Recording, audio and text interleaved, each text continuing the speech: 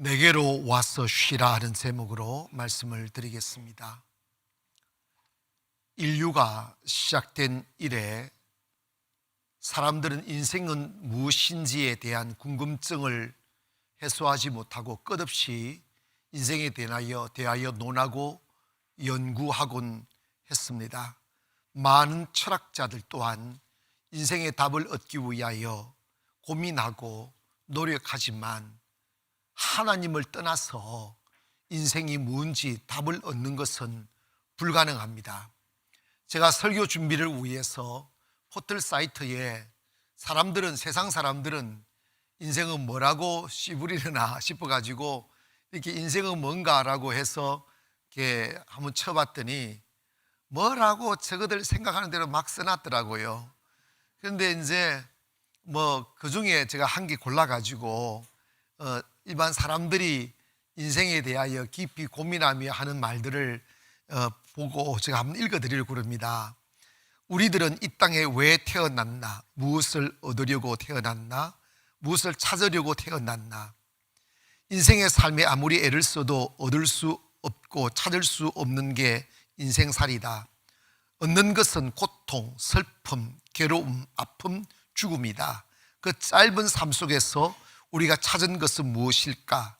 아무것도 없다. 허무하다. 그 이유는 죽음 앞에서는 아무것도 소용없기 때문이다. 그렇다면 인생이란 무엇인가? 그 해답을 어디에서 찾을 수 있을까? 어렵다. 생각할 수 없다. 인생의 생각으로는 찾을 수가 없다. 답답하다. 괴롭다. 자꾸 생각하면 어지럽다. 그러나 생각하지 않으려 해도 여운이 남는다. 이게 사람들이 하는 소리예요. 어지럽기는 하는데 고민은 해야 될 법하니까 고민해도 답이 없는 거예요. 그래서 불교에서는 인생을 논할 때 인생은 고다, 인생 자체가 고통이다 이렇게 표현했어요. 그래서 인생의 답은 뭐냐? 지금 현재의 삶이 너무 힘든 것은 지난 이전 세대의 업보가 너무 많아서 이렇게 고통을 당하니까 불교의 꿈이 뭡니까? 해탈하는 거예요. 해탈을 원하는데 잘못하면 벌레도 태어나고 강아지로 태어나고 이렇게 하는데 며칠 전에 춘천에 있는 우리 집사님이 얼마 전에 조카가 고3인데 기도받으러 송도로 데리고 와서 제가 기도를 해 주었어요. 기도를 해주고 이제 몇 개의 대학의 실기 시험을 치르고 난 뒤에 탈진을 해서 누워 있다고 하면서 목사님 생각날 때 한 번씩 기도 부탁드립니다 하고 문자가 왔어요. 근데 이제 속으로 이제 기도를 해 주었는데 제가 그 문자를 받고 이런 생각을 했어요. 아직 20살도 안 됐는데 인생이 탈진이 되면 30을 살아야 되고 40을 살아야 되고 50을 살아야 되면 맨날 술이야가 아니고 맨날 탈진이야가 되겠다. 그것이 우리네들이 살아가는 삶의 무거움이고 힘겨움입니다. 우리 생각하잖아요. 학교 다닐 때는 나 공부 다 끝내고 직장만 들어가면 진짜 행복할 것 같다고. 직장 가보세요. 100이면 100 다 이렇게 말합니다. 학교 다닐 때가 좋았다고. 직장 다니면서 외로워지고 힘들어져서 나 삶이 이렇게 쓸쓸하고 힘든 것은 사랑이 없어서 그런가 보다 해서 사랑하는 사람 만나가지고 결혼하면 정말 행복할 것 같아 하면서 부모의 반대를 막론하고 막 부르도로처럼 밀어제껴가지고 결혼하잖아요. 결혼을 하면 또 이런다. 나 결혼하기 전이니까 더 좋았다고. 인생에 만족이 없어요. 여러분, 저는 어릴 적에 살 때 시골에 살다 보니까 전기도 없었고 전화도 없었고 자동차도 없었고 그냥 걸어 다녔어요. 사람들이 보고 살아가는 삶의 반경이 4km 이내예요. 4km 이내에서 그냥 살다가 죽으신 분들이 굉장히 많아요. 그래도 그때는 나 너무 불행해 이렇게 말한 사람 없었어요. 다 그냥 소박하게 잘 살았어요. 그냥 고구마 구워 먹고 잘 살았어요. 그런데 요즘은 옛날에 비하여 문화도 발달되었고 교통도 발달되어 통신도 발달되었습니다. 그냥 모든 게 과거에 비해서 다 발전되었어요. 그런데 왜 더 행복하지 않을까요? 더 잘 살아진다고 생각하지 않을까요? 여러분, 요즘처럼 의학이 발달된 적이 어디 있어요? 병원이 요즘처럼 좋은 적이 어디 있어요? 그런데 우리 병원도 없던 시절에 코로나 바이러스 없었어요. 우리가 마스크를 써본 적이 없었다니까. 아무리 세상이 발달되고 과학이 의학이 발달돼도 세월은 가면 갈수록 더 힘들어지는 듯 합니다. 거기에다가 요즘은요, 외모치상주의가 돼가지고 사람의 내면이 아름다워야 되고 내면이 건강해야 되는데 내면은 제껴놓고 얼마나 이쁜가, 얼마나 잘생겼는가 이것만 생각하는 시대가 됐어요. 예전에는요, 이쁜 여자들은 팔자가 사납다고 그랬어요. 그러니까 깡패 두목 같은 것들을 만나가지고 맨날 얼굴에 계란 찜질하고 살았잖아요. 몰라요? 그런데 요즘 얼굴 이쁘면 텔레비전 생겨가지고 돈 번다? 어떻게 하든지 주름살 이렇게 안 지게 만들려고 예전에는요, 구루무 이것만 있었지, 폐기니 그런 거 없었어요. 근데 요즘에 어떤 청년한테 보니까 얼굴 색조 화장도 하고 그랬더라고. 그래가지고 누군지 상상은 가지요. 근데 내가 그래서 네 하루에 화장하는 시간 얼마나 보내? 그랬더니 한 20분 하나가 한 20분 정도 해. 그래서 가만히 있는 거예요. 알고 봤더니 1시간 넘게 하는 거예요. 그래서 내가 너무 오래 하지 말라고 그랬어요. 그런데 여러분, 화장을 왜 해요? 더 이쁘게 보이려고, 얼굴에 주름살 안 보이게 만들려고 하는 거잖아. 그런데 하루에 1시간 반 정도 하는 것 같아 보니까. 근데 1시간 한다고 생각해가지고 나는 동계살은 안 해봤는데 설교 준비할 때 도대체 여자들이 화장하는데 시간을 얼마나 쏟나 싶어가지고 내가 처음으로 시간 계산을 한번 해봤어요. 그러니까 하루에 1시간 365일 해가지고 1년에 365시간을 보내더라고. 60년을 계산해봤어요. 그랬더니 21,900시간을 보내더라고. 화장하는데 21,900시간을 보내. 그런데 주름살이 없냐? 주르주르 해요. 안 잡힌다니까. 그래가지고 사람들은 그런 말을 하잖아. 30대는 화장을 하고 40대는 분장을 하고 50대는 뭐 하는 줄 아세요? 변장을 한대요. 60대는 뭐 하는 줄 아세요? 환장을 한대요. 그래도 얼굴에 주름살 사라지지 않아요. 인생 참 힘든 거예요. 저는 30대 목회를 그만둘 뻔했어요. 내가 28에 목사 안수 받아서 이제 교회를 시작해가지고 이렇게 목회를 하다 보니까 사람들이 정말 까칠스럽고 힘들고 경제적으로도 어렵고, 세상에 이렇게 교인 수가 많아져 버리면 파묻히는데, 교인이 몇십 명 되면요 다 드러나요. 드러나고 생색내고 이거 원금 좀 하면 하나님께 한 게 아니고 목사한테 한 것처럼 해가지고 목사 군기 잡으려고 그러고 너무 힘든 거예요. 그래가지고 이런 생각을 했어요. 내가 나이가 너무 젊었고 목회 경륜이 부족하니까 이렇게 목회가 힘든가 보다. 나이를 좀 더 먹고 40이 되고 50이 되고 60이 되면 점점 편해지겠지. 이러면서 그 30의 힘겨움을 달래기 위해서 기도원에 가서 금식을 하러 올라갔어요. 예전에 기도원 가면 이렇게 한 방에 목사님 2분씩 이렇게 계시면서 이렇게 했는데, 저 같은 방에 60이 훌쩍 넘은 목사님이 한 분이 오셔서 같이 이제 지내게 된 거예요. 그런데 저는 금식하러 올라갔으니까 식사 때가 돼도 밥 먹으러 안 가는데, 이 목사님도 60이 넘어가지고 식사하러 안 가는 거예요. 그래서 아니 목사님 식사하러 안 갔어요? 이러시는 거예요. 그랬더니 나 금식한다고 그런 거예요. 그때 제가 어마어마한 충격을 받았어요. 목회를 30년 이상 하고 60이 훌쩍 넘었는데도 금식을 해야 되나? 나는 빨리 편해지고 싶은데 말이야.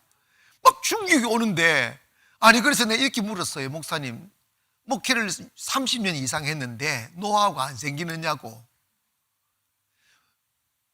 30년 이상 했는데 속을 썩이는 사람이 있냐고. 그랬더니 그 목사님 목회에 왕도가 없다고. 목회는 나이를 먹어도 힘이 든대요. 왜냐, 사람이 생물이라서 어디로 튈지를 모른대요. 그래서 나는요, 그때 금식하러 갔다가 금식에서 내 마음을 풀려고 갔다가 진짜 인생에 큰 짐 하나가 쑥 들어오는데 60이 돼도 끝이 없구나. 목회를 오래 해도 왕도가 없구나. 이걸 발견하고 난 뒤에 나 진짜 목회 그만둘까 하는 생각까지 했다니까. 그런데 그날이 가까워오고 여러분, 직장 생활하는 사람은 직장 생활하는 대로, 사업하는 사람은 사업하는 대로, 30대는 40대면 편할 줄 알지만 40대면 더 힘들어요. 50대면 편할 줄 아십니까? 더 힘들다니까. 인생은 쉴 날이 없어요. 쉴 곳이 없어요.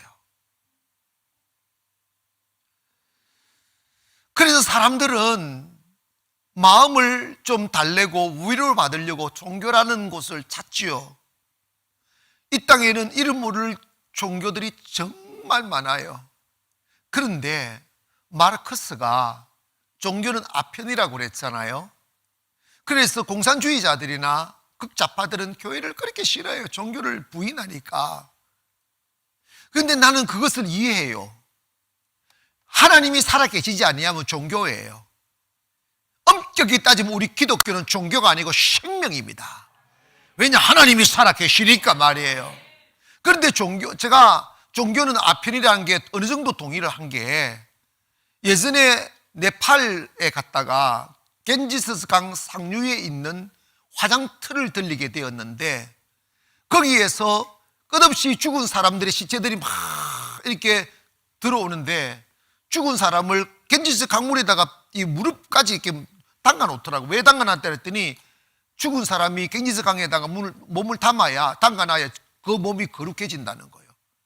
그리고 태워서 그 겐지스 강에 뿌려야 구원을 받는다는 거예요. 그 겐지스 강이 성수라고 믿으니까 그걸 먹고 그걸 마시고 그걸 거기 목욕을 하고 사는 거예요. 그런데 그 물이 얼마나 더러운지, 강물에 썩은 시체가 둥둥, 돈을 많이 주면 그 강변에서 그냥 장작나무 이렇게 올려놓고 거기다 바로 태우더라고. 여기저기 태우는데 냄새를 맡을 수가 없어요. 그런데 돈 적게 주면 태우다가 반쯤 태우다가 그냥 그 시체를 갖다 강물에 던져버리는 거예요. 돈 없는 사람은 산채로 죽은 태우지도 않고 그냥 시체 그대로 태우는 거예요. 그 저 앞에 보니까요, 사람이 둥둥 떠다니는 거예요. 태우지 않은 시체들 떠다니는데 날씨는 덥지 물에 불어가지고 배가 불룩해가지고 이렇게 떠다니는데, 까마귀가 그 배 위에 내려앉아 창자를 뜯어먹는데, 나는 그 모습을 보면서 너무 충격을 받았어요. 이게 종교라면 이건 저주다. 종교의 이름으로 일생을 사는 동안 종교의 노예가 되어 자유 한번 누리지 못하고, 그 나라 사람들은 잠도요 앉아서 자는 사람 많아요. 고행주의자들이 많아가지고 고행으로 거룩해진다는 거예요. 가난하게 살고 다리 들고 자고 제대로 먹지 못하고 가난의 노예로 살다가 죽어서도 저렇게 비참하게 죽는구나 싶으니까, 그때 내가 처음으로 어머나, 예수 믿은 게 인생의 최고의 행운이구나.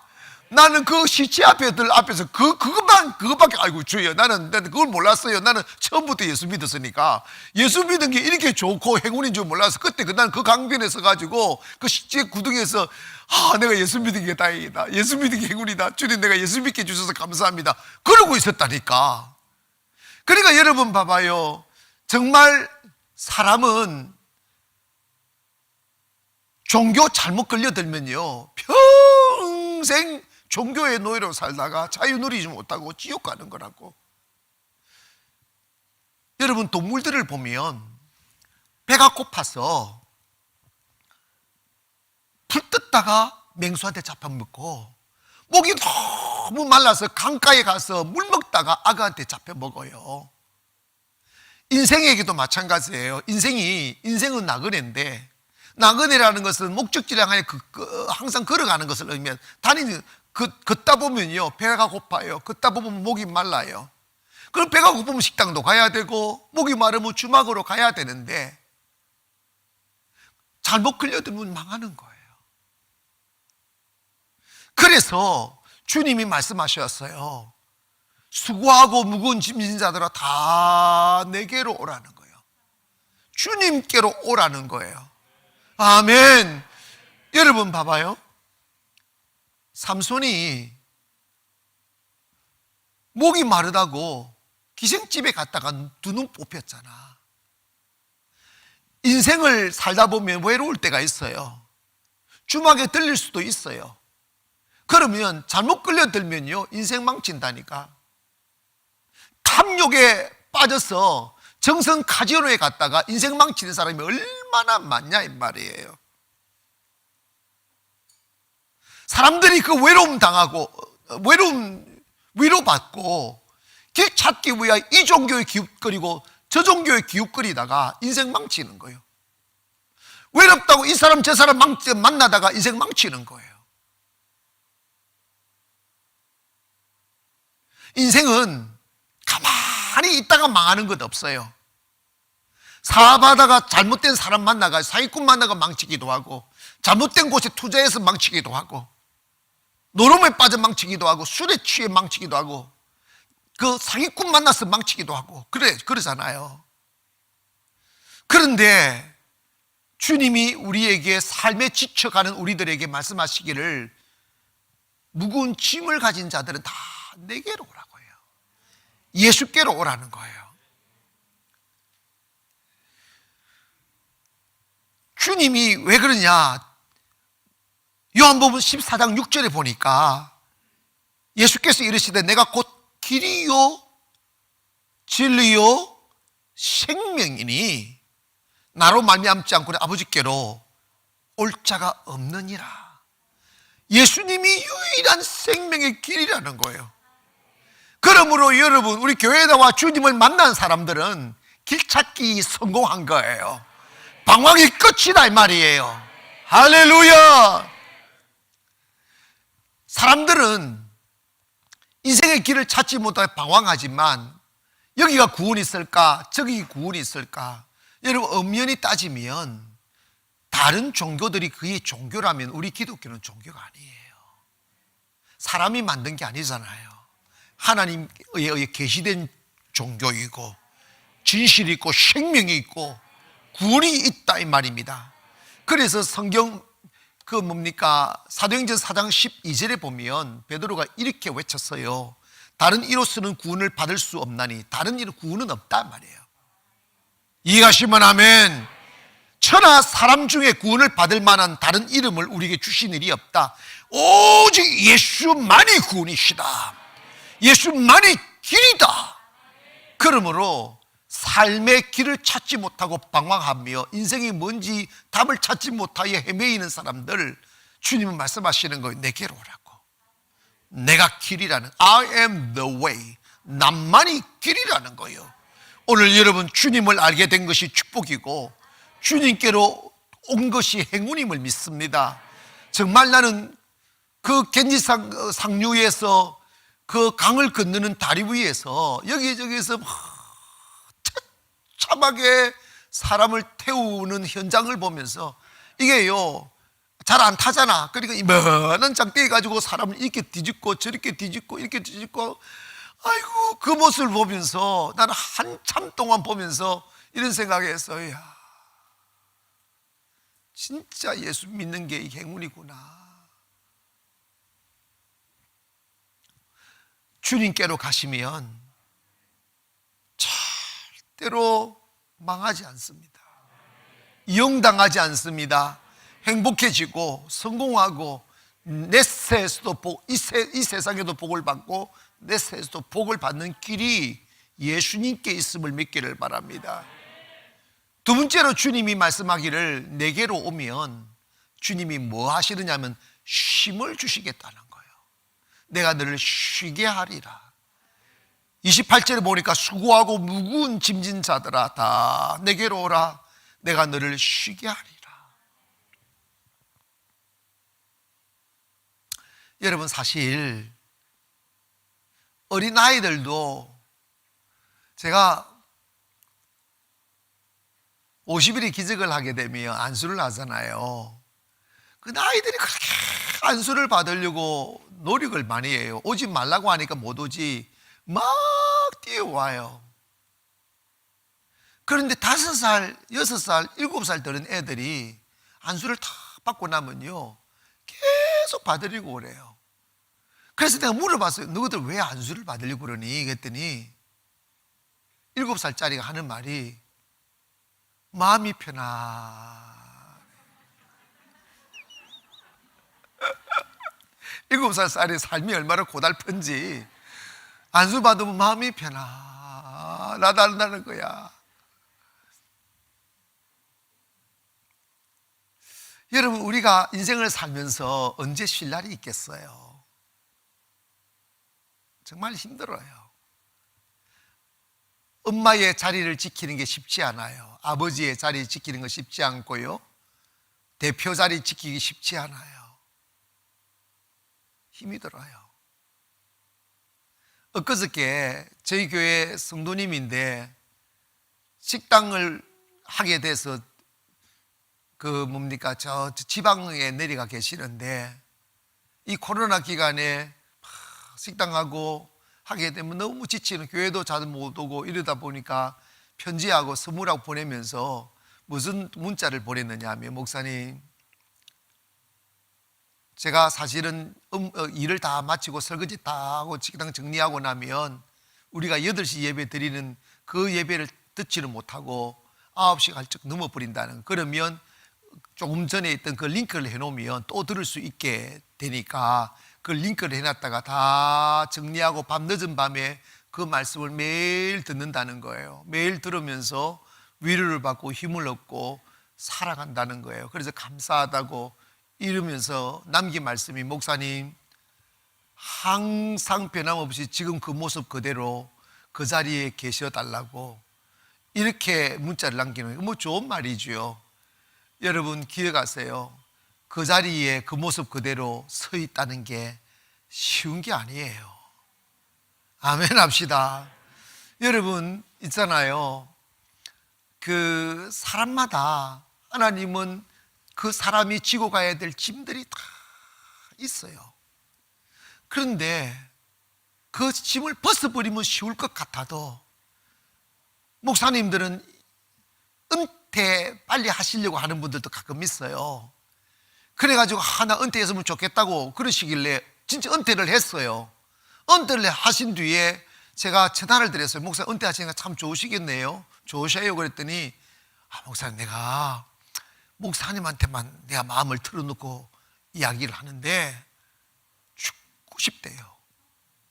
너무 외롭고 주일날 되면 어디 갈지도 모르겠고 인생이 너무 허무하고 견디기가 어렵대요.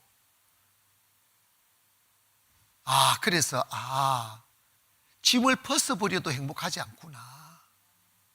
아멘. 여러분, 아버지의 자리 지키기 힘들다고 벗지 마세요. 힘들어요.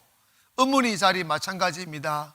그런데 여러분, 그 짐을 지고 갈 때 내 혼자 지고 가려면 힘이 들어요. 베드로전서 5장 7절에 이런 말씀이 있습니다. 너희 염려를 다 주께 맡기라. 이는 그가 너희를 돌보심이라고 하셨어요. 이 말씀의 핵심 요지는 너희의 무거운 짐을 주님께 다 내려놔라는 거예요. 네가 붙들고 네 가슴에 담아두지 말아라. 네가 짊어지고 가려고 하지 말아라. 나 여호와 하나님께 맡겨라. 그리고 근심하지 말아라. 여러분, 하나님이 우리를 언제 도우시느냐면 교회 다니니까 도우는 게 아니에요. 저는 목회를 할 때 정말 지치고 힘들었던 이유가 뭐냐면 제가 했기 때문이에요. 제가 설교해야 됐고, 제가 사람 바꿔야 변화시키려고 했고, 제가 교회를 이끌려고 했고, 교회를 세우려고 했고, 부흥시키려고 했어요. 안 되더라고요. 힘들어요. 신앙생활이라는 것은 교회 다니는 게 아니라 내 삶의 주님을 모시고 주님이 내 인생을 경영하도록 기회를 드리는 거라고요. 주님 걱정하시라고, 주님이 일을 처리하시라고, 주님 도와달라고. 그때 비하면 지금은 제가 짊어져야 될 짐이 비교가 안 될 만큼 많죠. 그런데 저 힘들어하지 않아요. 왜냐하면 이제는 주님께 맡기는 훈련을 받았기 때문입니다. 여러분, 하나 인생이 힘들다고 하시는 이유는 뭐냐면 그 염려를 내가 지고 가기 때문이에요. 그 무거움을 내 어깨에다가 메어놨기 때문입니다. 주님은 뭐라고 말씀하십니까? 수고하고 무거운 짐진 자들아 다 내게로 오라. 그리고 그 짐을 내게 내려놓으라는 거예요. 자식의 문제 주님께 내려놓으세요. 사업의 문제, 물질의 문제 주님께 내려놓으세요. 여러분이 근심하는 한 해결되지 않아요. 주님은 언제 해결하십니까? 맡길 때 역사하시는 거예요.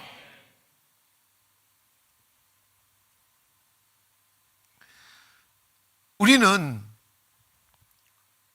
자식 키우는 것도 힘들고요, 돈 버는 것도 힘들고, 가정생활하는 것도 힘들어요. 사실요, 여러분, 학생들은 공부할 때 내가 공부 끝내고 직장만 들어가면 행복할 줄 알잖아요. 직장 가보세요. 100이면 100 다 학교 다닐 때가 좋았다고 말합니다.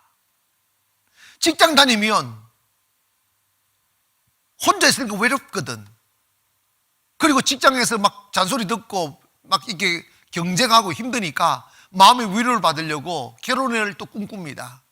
생각합니다. 여자는 여자대로, 남자는 남자대로 내 사랑하는 사람 만나면 그 사랑하는 사람의 품이 내 마음의 아픔을 다 달래줄 거라고, 다 품어줄 거라고. 결혼한다? 결혼해보세요. 한 달도 안 돼서 결혼하기 전이 행복했다고.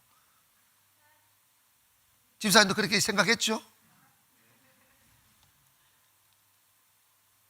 저도요, 그렇게 생각해서 내 결혼하면 우리 집사람이 물 뜯어가지고 발 씻어주고 밥 차려주고 막 그래 줄 줄 알았어요. 딱 결혼을 했는데 발 씻게 물 좀 뜯어줘 이랬더니 내가 왜 뜯어줘 이러는 거예요. 충격이었어요. 왜냐하면 우리 아버님은 그렇게 했거든요. 난 우리 아버님처럼 하려고 하다가 나 죽는 줄 알았어요. 저희 어머님이 옛날이라서 이렇게 치과가 이렇게 옛날에 없었잖아요. 그러니까 이제 치아가 안 좋으시면 털리하시고 뭐 이렇게 살았는데, 그러니까 국물을 그렇게 좋아했어요. 밥도 진득하게. 어릴 적부터 그런 음식을 많이 먹었어요. 그래서 저는 이 국물 없이는 밥을 못 먹는 습관이 들은 거예요.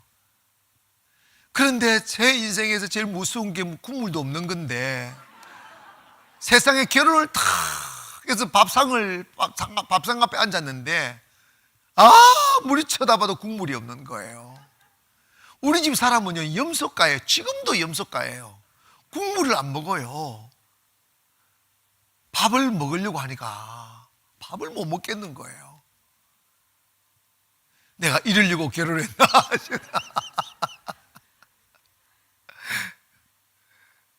내 마음에 맞는 세상은 없어요. 그냥 살아야 돼요. 아멘. 그냥 살아야 돼요.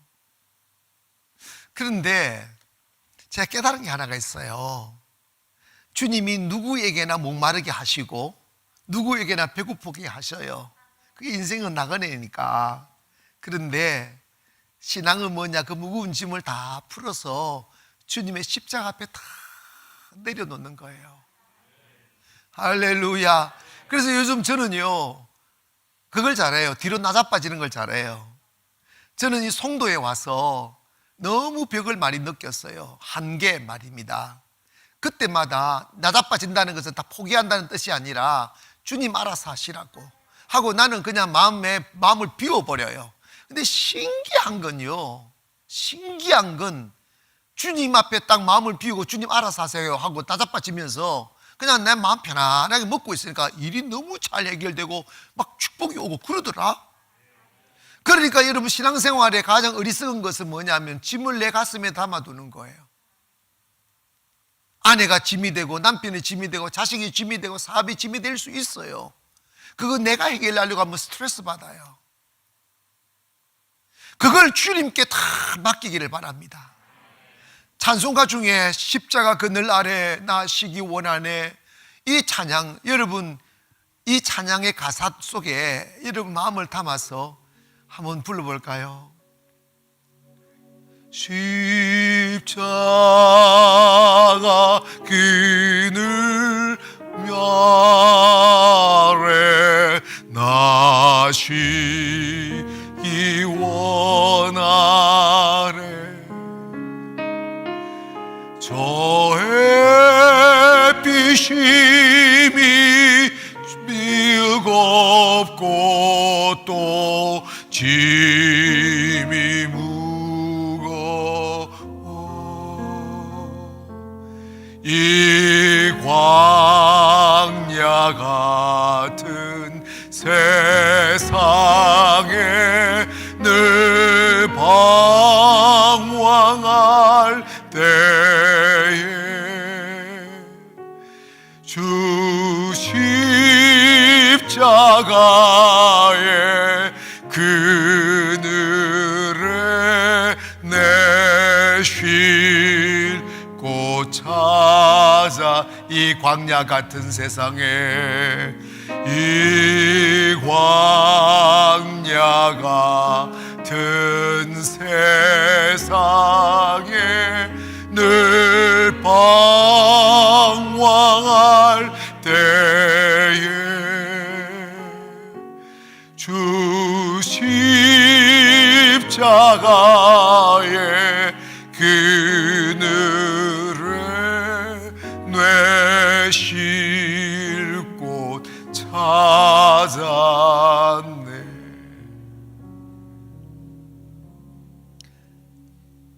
아무도 걸어보지 못했던 새 길을 걸을 때면 난간에 부딪히고 길을 찾지 못하고 답답하고 힘이 들어서 그 마음에 밀려오는 고통을 이기지 못하여 한 번씩 금식을 하죠.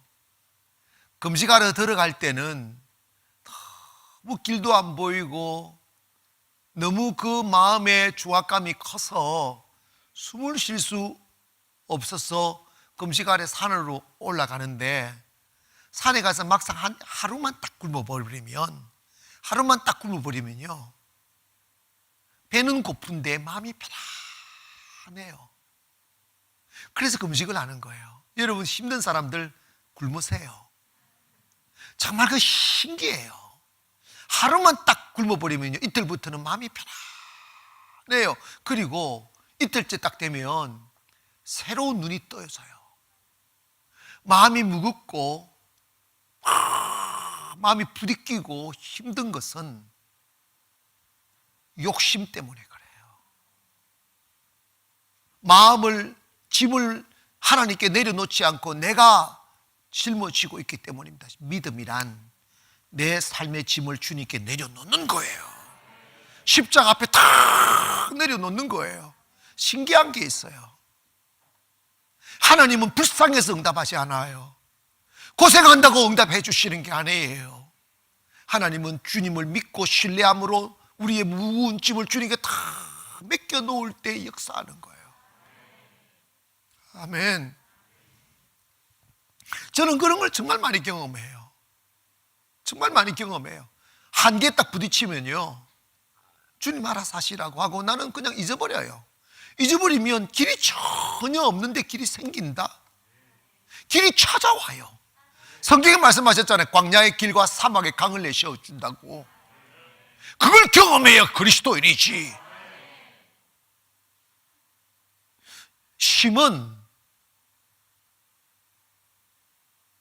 푸른 초장을 가로지르는 강가에 앉아서 거기에 발을 담근다고 심이 오는 게 아니에요. 거기도 그물이 있어요. 거기도 개미 있어요. 거기도 목이 있어요. 심은 언제 오느냐? 내 짐을 주님께 내려놔야 돼요. 여러분의 자녀의 문제, 미래의 문제, 재물의 문제, 사업의 문제를 주님께 내려놓기를 바랍니다. 주님이 힘을 주는 길이라고요. 그렇게 할 때 주님이 마지막으로 뭐 하느냐면 다시 일어설 수 있는 힘을 주셔요. 여러분, 인생의 한계는 환경의 문제가 아니고 마음의 에너지의 문제예요.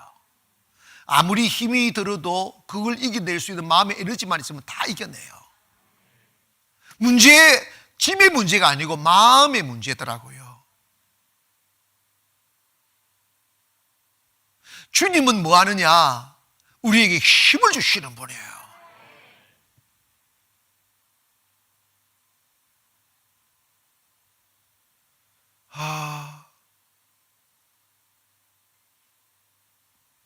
제가 송도에 와서 가장 힘들었던 게 꿈꾸고 왔는데 현실이 너무 차가운 거예요. 쭉 뻗어진 도로를 하고 높이 솟은 건물들이 다 유리벽이 보이는 거예요. 너무 차갑게 느껴지고 한계가 너무 많은 거예요. 이렇게 봐도 길이 없고 저렇게 봐도 길이 없는 거예요. 마음이 지쳐가는 거예요. 이렇게 마음이 지쳐가요. 그때 우리가 우리의 눈을 주님께로 향하지 아니하고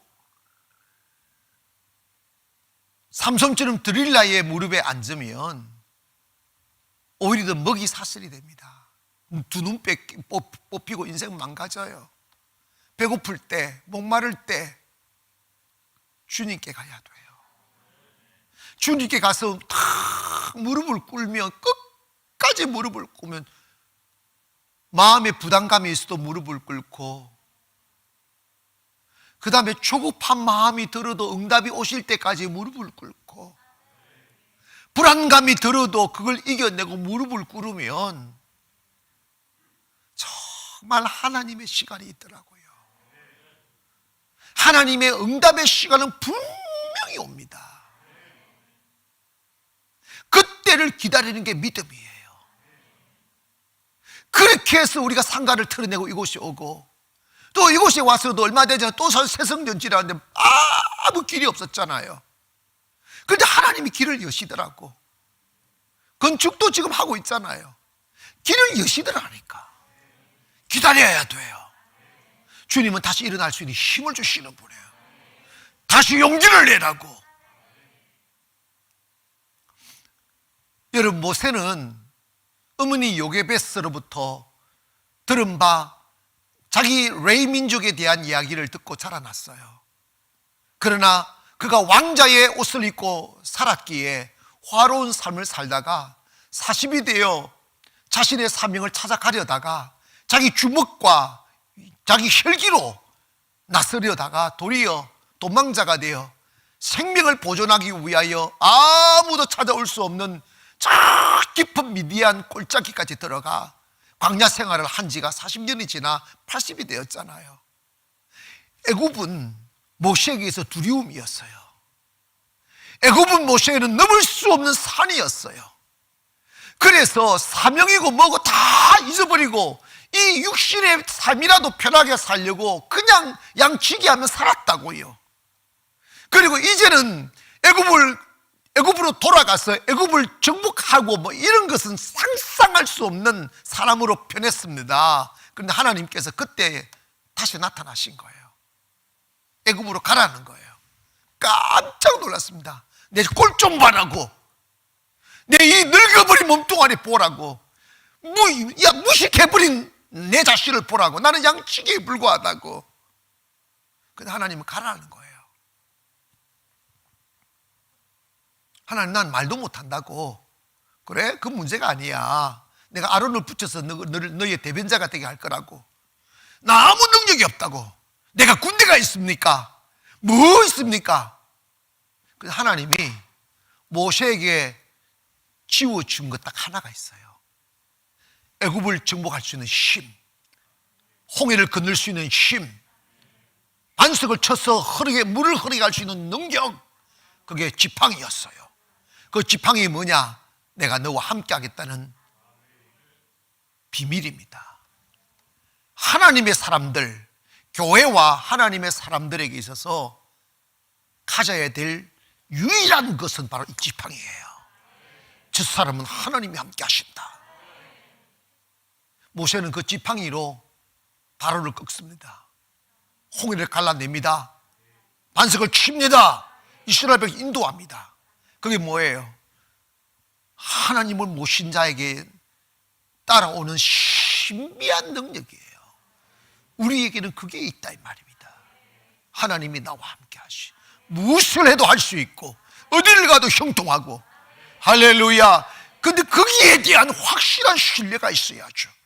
내가 무슨 일을 해도 하나님이 함께 하실 거라고, 하나님이 지금 역사하고 계신다고. 보이지 않는 하나님, 들을 수 없는 하나님, 볼 수 없는 하나님, 그러나 내가 느낄 수 있는 하나님.